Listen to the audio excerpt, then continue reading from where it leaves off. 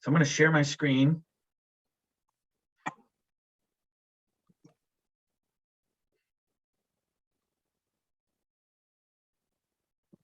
Hopefully you can make that big enough to see for yourselves. So here we go. This is our mission statement at the high school, and I really try to make this a reality in everything that we do, from working with parents, students, visitors, our staff, and when it comes to discipline or program planning and listening to parents and getting feedback. We want to try to make our process as welcoming as possible for everybody and as professional as we can, working through the course selection process, which is, when you think about school and what we do, offering courses and having students take those courses and get credit and move on to bigger and better things is it's our bread and butter. That's pretty much what schools exist for. And we have a lot of missions these days, but this is the nitty-gritty of high school when we're talking about courses and finishing up our graduation requirements. So this is a timeline that I'll share when we post the audio. The program planning letter was mailed home to you, and I want to thank the counselors for helping to put that together. That's developed over many, many years, but finally a nice hard copy that comes home in the mail that has specific content, a page where you'll be working with your child on course selection, whether they're in 9th, 10th, or 11th grade, and going into 10th, 11th, and 12th grade. So you should have received those already. Those were mailed home right after the holiday break.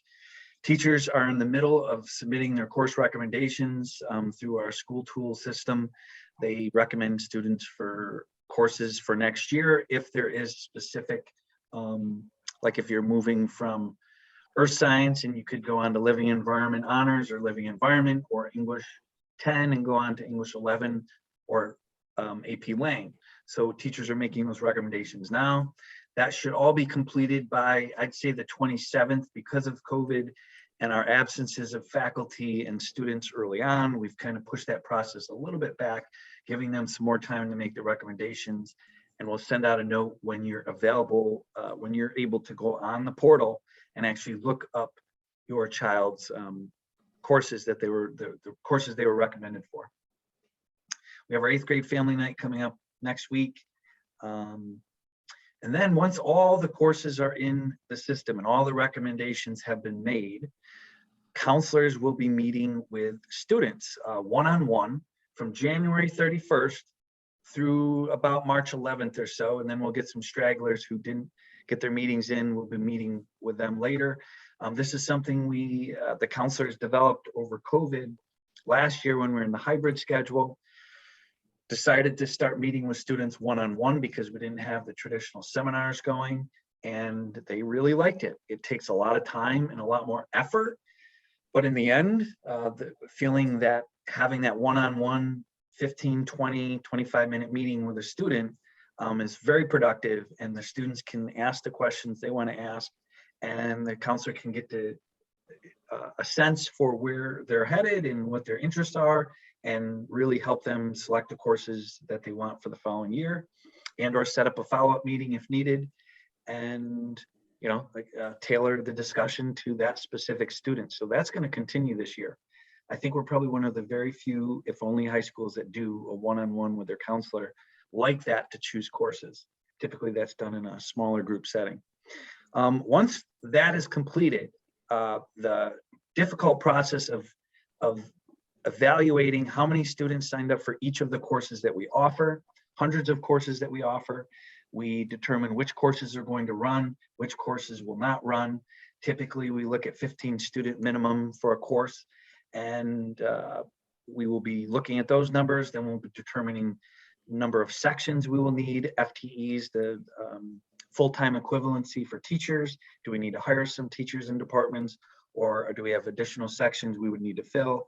And then Mr. Como will help start to build the master schedule and putting all the courses into that system. And then all the students sorted to find when and where they're going to take those classes.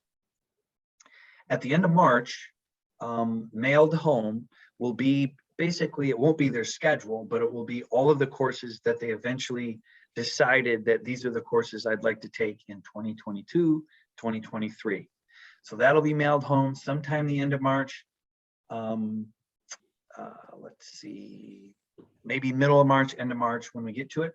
And also this year we're really hitting, if you and your child talk about wanting to have a designated lunch period in the middle of the day, that's something you can request, and that counselor of that student will make every effort to either put it most likely for period 4, 5, or 6. It could be pushed up to 3rd or 7th, depending on the day of the cycle, but we do everything we can, if you request that lunchtime, to have a period 4, 5, or 6 designated for lunch. That does cause some scheduling issues if they want a lot of different electives or singleton courses, but I think because of COVID, we haven't had the open classroom policy of eating in classrooms that we've had for decades and decades. So a lot of students are having to eat during flex or during a free period. And with some of the schedules that students create, it sometimes creates some problems. And when we had students eating in classrooms, which again, we're a pretty unique school to allow that, we didn't really run into those kind of problems, but we've heard more about it. So we're really pushing that you can request a lunch period this year. And I'll talk more about that in a minute. In the mailing that you got home, the program of studies is listed on the website. Go to bcsd.org, program of studies. There's a short version, which I believe was in our mailing to you as well, where it just lists every department, every course we offer. And if you want to know what those courses are and what it entails, what are the prerequisites, you can go to the program of studies booklet that's on the website, and there's elective videos, and then just listed some introductory AP courses. One of our goals over the last several years is to increase our student participation in AP courses before they graduate. The goal that at least every senior who would be heading on in a college track would take at least one AP course before they graduate. And AP Geography, AP Psychology, AP Computer Science Principles, and depending on your ability, AP Stat are some of those intro classes that we would encourage students to think about taking if they're interested in going off to college and would like to, haven't taken an AP before and would like to jump in. So then moving on, so once the master schedule is being created, that takes several weeks, if not months, to complete. We're looking at scheduling conflicts, courses that students can't fit in based on how the schedule is created. We do everything we can to avoid conflicts. Counselors will call parents and students to talk about, look, at this elective won't fit, you got to choose a different elective, and make those changes through, hopefully we finish that up before students leave for the summer. And then, you know, we're massaging schedules, we're looking at numbers of students in each section, trying to balance them. And that's happening throughout the summer. We encourage you as parents to, you know, email, set up a time through Calendly with the counselor of your child. If you want to talk more specifics, or maybe there's some changes, teachers can make some recommendations in June. Do that by appointment, reach out if you have any questions. And again, if you want to schedule that lunch period, you can request that. And if your child has been in help rooms with their teachers, if you want to set up some help periods right in their schedule at the start of the year, we can always also do that during the summer as well. In the middle of August, the schedules will be available on the student portal. I don't know the exact date yet, sometime middle, end of August. Once school starts, students have the first 2 cycles to drop or add courses. We give them 2 full cycles, so that's basically 12 school days to make a decision on whether they'd want to drop or add another course. And then after that deadline, a committee meets to determine if students can drop or add classes. The reason we have all that is a lot of our staffing and our FTEs, our teachers that we hire, are dependent on course selections, what students choose in running those courses that they decided, yeah, I want to take this class. And, you know, it's hard once we get into the year to start dropping and adding classes. That's why we spend so much time doing this and planning and having students make those changes or request changes well ahead of time. There's a lot of opportunities for academic assistance. As I mentioned in the third bullet here, teacher help times, student help sessions with teachers can be scheduled in, and students can be, attendance will be taken there. We also have before and after school help, depending on the teacher. Usually they're either morning people or afternoon people, or everybody's available during flex time, which I'll also discuss. It's been a while since we had a normal flex schedule because of COVID. So I'll just go over that a little bit so you understand what that means. And then for more specific help, we may bring a student to our support team to talk with all of our counselors, administrators, our intervention people, parent feedback, teacher feedback on a student to maybe provide some interventions to help them with any issues they might be having academically, social, emotionally, or behaviorally. And then we have our Brighton Support Center, where we have 4 teachers, 1 TA, who work pretty much on academic support, organizational type things. They manage all of our 504 plans, and students will go there for English, AIS, and academic intervention support services as well. So I'm going to breeze through these flex bullets, but for those of you who are new to the high school, or your child's maybe in 10th grade and you haven't really seen what a normal flex year would be, this flex period was developed to have a 30-minute period in the middle of the day between 4th and 5th for a half hour. Every single teacher in the building is available. It allowed us to have students meet with teachers that they would never have a schedule that was suitable, because the time the teacher's in class teaching, that student is also taking, is maybe free. And then when the student is taking classes, the teacher's free. So they had before, after school, and that was it. And then you add in before school performing arts, after school sports, and that made it really difficult for students and teachers to sometimes meet. So now this at least gives a 30-minute period every day where a student could go meet with their teacher. Our library, cafeteria, the gym, the weight room, the fitness center, kids are out on the field, they're playing basketball when it's, you know, up and running before COVID.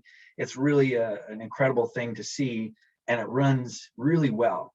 We had no idea how it was going to go in the first, couple months that we ran it, and it's been extremely successful, and a lot of kids do go get help. But because of our flexible schedule, they might get help 3 days out of the week, and then the other 3 days they could be out throwing the frisbee around, or going to the weight room, or going and playing basketball, or just eating their lunch. And these are all the things that kids can do during flex, even now. But when it's up and running, reviewing homework, going to review sessions, maybe listening to a speaker that we have in the building when we get back to a regular flex period. We don't need all of those spaces for eating areas. We can open them up back to speakers and doing all sorts of wonderful things that flex was meant for. And of course, students can make a lot of choices to do what they see fit that particular period. Yes, they might hang out with friends, but that might be their only really free time to see several other students that they're friends with from other grades or back from middle school. We also have a rotating schedule that you might not be aware of, that during a regular year, teachers can have priority with certain students on particular cycle days. And the example I give to make it clear, let's say you have a 9th grader, they're taking algebra and they're taking English 9, and they want to go get help. With the schedule I'll share with you, they can go get math help on day 3, and they can get ELA help on day 1. Those are the priority days. That doesn't mean a student can't go get help on any day of the week in math, but their science teacher might want them, so they have another particular day, and so the students don't get put in a conflict between 2 teachers. So this is the schedule. It's on a 6-day cycle, and you list the major departments here. So if you're a 9th grader, you have help on this particular cycle day, day 1, and if for math, it's day 3, and if you're a 9th grader in science, it's day 2, and then your electives and social studies are on day 5 or day 6. It does work, but again, with so many kids having to eat during flex, it just has changed a little bit. So we're gonna have to do some homework with students to let them know what flex can be once we get out of the pandemic, or we are living in an endemic. We'll see what happens. So lunch. We do want students to eat. We care about food. We care about our kids. We want them to eat lunch. We want them to have a downtime, at least 45 minutes a day. And lunch is served pretty much all day long from 9:30 to 1:30. We have a snack bar that's usually open. It's not open this year. We can't get someone to staff it, but we're hoping that will change soon. We don't have designated lunch periods though, for a variety of reasons. All of our academic classes are scheduled during the day. Schools like Pittsford do their science labs after the normal school day. Everything for us academically is fit between 2:47 and, 7:40 and 2:47. We allow students to double up in science and take more than 6 classes. Several schools don't allow that, but that is a family decision. We recommend 6 classes for most students. Some students, maybe they only really need that they can handle, especially as a freshman, maybe 5 courses plus phys ed, and then free periods or help periods would be the most for them at a 9th grade level. Not giving them a ton of free periods, but giving them other supports for those additional periods that they don't have a class. And having the flexible schedule allows us to do that. We also have math and science labs, which are double periods, seminars, which are single periods, and drop days in the humanities so that they can be available for students for help, or labs fit into those drop days, or jazz band or some sort of special electives get in there. Maybe the support center, maybe they're going to see a counselor, there's student help. Ultimately, all of this is a family decision, and we need your help to work with your student to see what's best for them. And you can always talk to the counselor to get their perspectives as well. We expect 9th graders to have at least 5 classes plus phys ed, everybody else at least 6. But again, you can take more than that and double up. That's a family decision. And when you add in music and language and resource room, all of those things that we offer, it's hard to fit that in if you had a designated period every day that was devoted to lunch. I know other schools do it, but they don't allow the kind of flexibility that we do. And hopefully when we're out of the pandemic, students will be able to eat and have more options to eat. But ultimately, we do want kids to have a scheduled lunch period. So if you want to have that put into your child's schedule, talk to your child's counselor.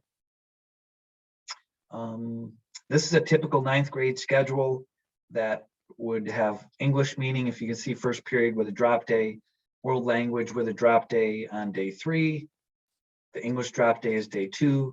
And these could be a complete free period, or it could be a help time where they're going to get help from that English teacher. You also could have a designated lunch period, period 5, or an elective, but on a particular cycle day, there might be a lab or link crew, so you'd have to change when you're going to eat lunch in that particular day.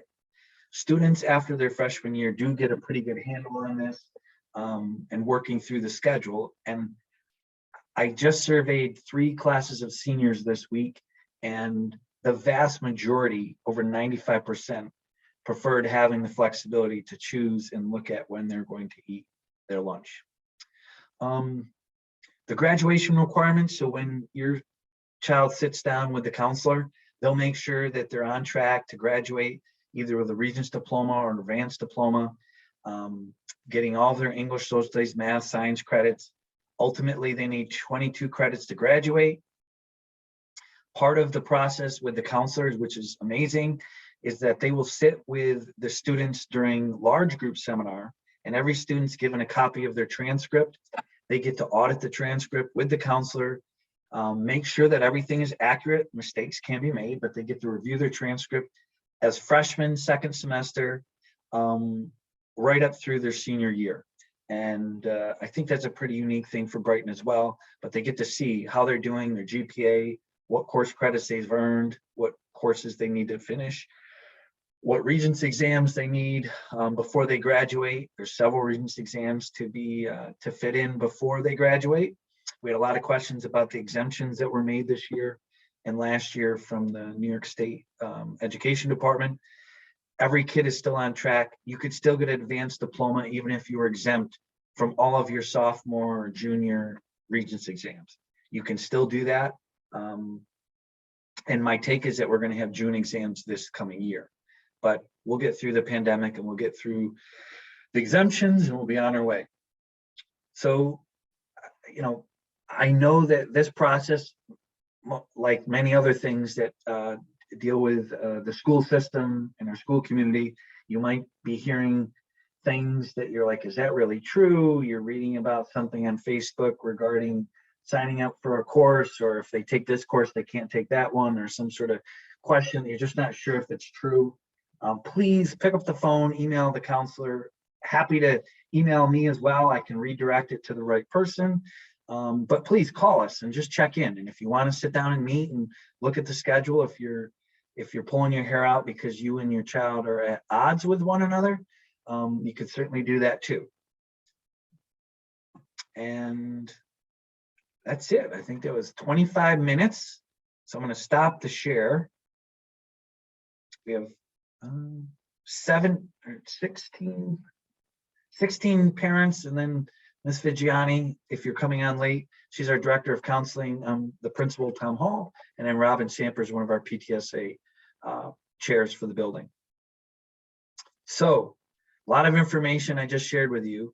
We have 35 minutes. I'm sure if you gave up your time tonight, you had maybe a specific question, you can throw it in the chat or unmute yourself and fire away. I'm gonna get a drink of hot Earl Grey tea, Miss Vigiani. I had a question about summer courses and when we'll find out what summer courses might be offered, either for kids that might want to take an extra science or math, or is there a timeline for that? So, Erica, do you have a 9th grader? I have a 9th grader who wants to take chemistry over the summer. So I would do it somewhere else, but I think she thinks that there might be getting offered at Brighton. So our summer school program is only remedial. So our summer school classes and the summer school that we run is for students who've either taken courses during the year and they maybe they just didn't do as well as they would have wanted to do. They got a C, a D, or kids who failed. And any of those students can sign up and retake those courses that we offer as long as we're offering them. Most of the graduation required courses, English, social studies, math, and science, we offer usually at the 9th and 10th grade levels. We don't offer any brand new courses for full credit. So our summer school is not set up like that. And in terms of taking courses elsewhere, if it's a graduation required course, we would ask you to submit a request well in advance, because most of the courses that people want to take, even at the college level, if it's to substitute one of our courses with the New York State requirements and the curriculum we have that's taught over the course of a year, the content or prepping for if there's a Regents exam at the end isn't going to give them what they need. So a lot of times those courses won't be accepted. If they do take courses at a college level and they want to transfer it back for elective credit, so it's not meeting a graduation required course, but they want to add to their 22 credits or make that part of their total 22 elective credits, we've been pretty liberal with trying to accept those back and giving just general elective credit. But there's no advanced courses or courses that students can take to supplement and get ahead, like many colleges do, I know, but we don't have that opportunity in Brighton. Thank you. Yep, hopefully that helps.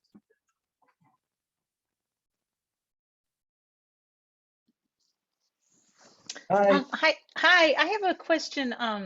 I have a 10th grader and I'm wondering about AP courses and what's the guideline regarding numbers of AP courses. I know I've talked to some parents and it sounds like kids are taking 4 or 5 AP courses in their junior year, and then other people are saying, no, that's way too much. Is there kind of a guideline that you recommend? I have my personal take, but I'll let Jenny answer that first. Good question. It's a great question. Yeah, Dr. Hall, I think our take is probably very similar. It's different for every kid. We find that there are students that for AP classes, depending on their interest level, their commitment, their work ethic, that is manageable. But we also find that students depending on what they're involved in with outside of school, it can be a lot to manage. So it's really a personal preference, well, a family decision, I would say, and it's something that we'd want to really sit down and talk to you and your child about before we put 4 APs. You know, we've had students that do that and we say, wow, that's a lot, and they manage it just fine. And then we have students that take 2 APs and really, really struggle and, you know, end up dropping one. So finding that balance is hard. Sometimes it's a little bit of trial and error. Sometimes it's really digging deep into what are your extracurricular activities? How much time do you have to spend on, you know, an AP? And a typical AP will have, you know, between 1 and 2 hours of homework or studying for tests, you know, a night. So you have to kind of think about what that might look like for your child. Okay. And I'd say over the years, we've gone from a system that has had pretty strict parameters saying you only can live within this range depending on what that might be. And there's always outliers, and there's always students who can manage things that maybe other students can't. And we don't necessarily want to put a roadblock on that. We want to make sure that everybody's still healthy and, you know, can manage these stressors. And Brighton is a pretty competitive environment. I know students compare to what they're taking with each other and their friends, but everybody's different.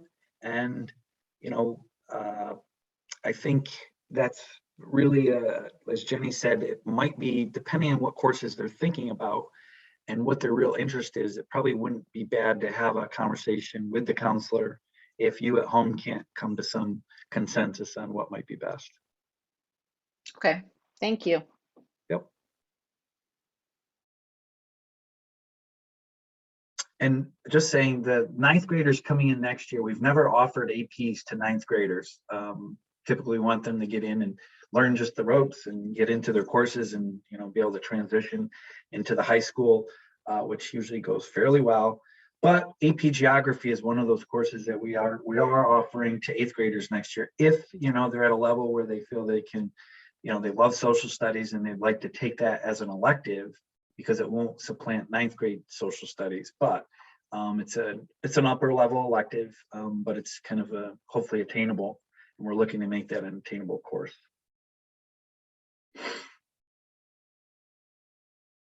Anybody else? I'm sure you've got to have some questions. You can throw them in the chat too if you'd rather not unmute. Hi, Tom. This is Jen Snyder here. I Hi. have a quick question on the foreign languages. My son is in 10th grade right now, and he's been taking honor Spanish for the past couple of years. And we were looking at his schedule for next year and weren't sure. It's just one of those classes that, you know, he's like, I don't feel like I need to continue on with the language, but he's already got 2 credits in it. And I wasn't sure if there was a benefit for him to stick it out for 1 more year, or if he should just pick another elective that he was more interested in. But I wasn't sure if that extra year of foreign language counted towards anything else for him, anything higher. So, Yeah, go ahead. Go ahead. So 3 years of foreign language is required for an advanced Regents diploma. Okay, so that's what the LOT is on there. I wasn't exactly understanding what that was. Okay. LOT is languages other than English. That's still what the state uses, but we call it world language now. Okay. But it's All right. languages other than English. So that's 3 credits for that. Okay, so if he does that, then he'll qualify for the advanced. Okay. And that, what does that really get you these days? I'm not fully understanding of that. It doesn't really it gets you a sticker on your diploma at the end of graduation, really. Okay. Fair enough. It's a New York State thing, Regents and advanced Regents. And, you know, what the difference is the foreign language and the exams that you have to take for math and for science. For math, you only have to take 1 Regents exam to qualify for a Regents diploma, but 3 years of math. For science, like Dr. Hall showed you in that chart, you have to take living environment plus 1 other science for Regents, yet you still need 3 classes for the Regents diploma. So those exams in the foreign language is what the advanced Regents diploma gets you. I would say that that would translate into, what colleges are looking for is rigor on your transcript. The best indication of success and retention in college is rigor in high school. That's the #1 indication. So if you're taking higher level classes and you're continuing on in anything, whether it be science and math or foreign language or other electives that you really care about and you're really passionate about, that's going to be in the best interest of any student when they're looking at colleges. That's kind of a roundabout way of answering that, but does that make sense? Yeah, absolutely. Absolutely. Thank you. And this afternoon, there's a good question about that with if students go off for a 4-year college program and the college requires at least a semester of a world language, if they haven't taken it since their sophomore, junior year, it makes it a lot more difficult to have to jump in and pass. Or students who take it up through their senior year and they don't have to take AP, we have multiple other options with senior Spanish and French that you can take. And, you might be prepared and test out and you won't have to take a language anymore. So. Gotcha. Thank you. Yep. I see. Does the 2 years of language in middle school count as 1 year of world language? Yes. It'll be on your child's transcript as 1 credit of foreign language. If they took algebra or earth science while in the middle school, that will also be on their transcript. And if your parent of a freshman, will be handing those transcripts out to them during our one-on-one meetings with them between January 31st and March 11th, which hopefully they've signed up to do. We sent several emails. I think Dr. Hall's had it in Hall's Corner, but we'll be giving them those transcripts just for a first glance of what it actually looks like, what colleges will see, and they can bring that home and show it to you.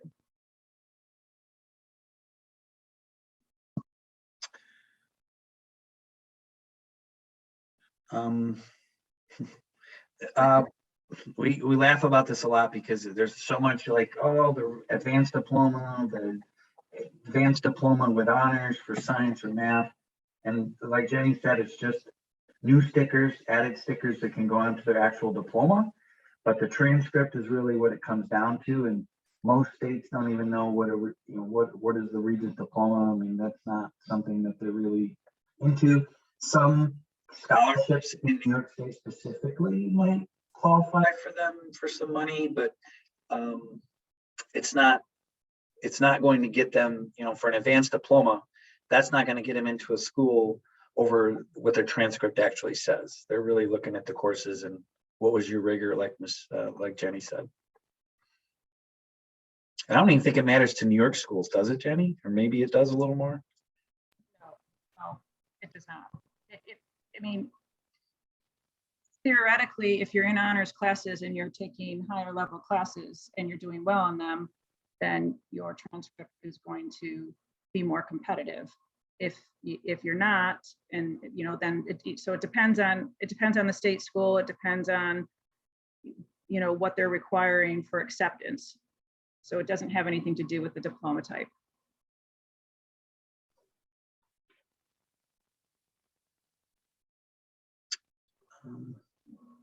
Other questions?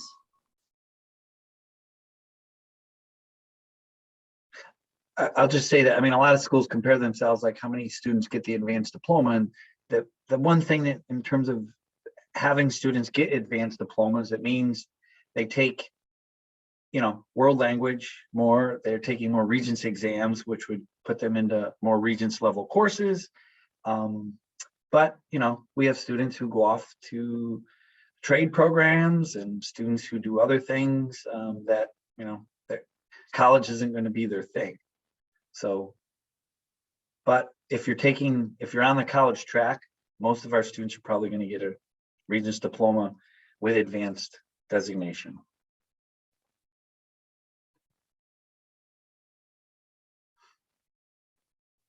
Anybody else?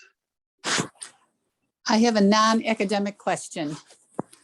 I noticed on the calendar that there is the snowball next week or the week after the dance. Is that still on or is that postponed? No, that's not on. We're waiting until we can get back outside, and then we're going to host some spring events when we're outside again. All right, that's what I thought. Probably a smart move. Yeah, we're hoping prom would be our first event, but we're still looking to see if prom is going to be doable inside, with 200 kids massed inside of closed quarters. I just don't know if that's going to work out. We might push it to June again, and hopefully do inside, but we're planning plan A, plan B once again this year.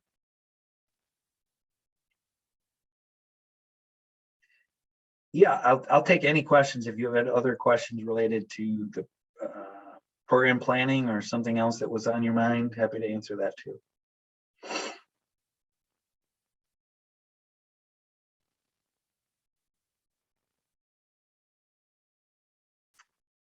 I guess I was so thorough, just answered everything. I don't know. Like I said, actually, I should probably stop this right now.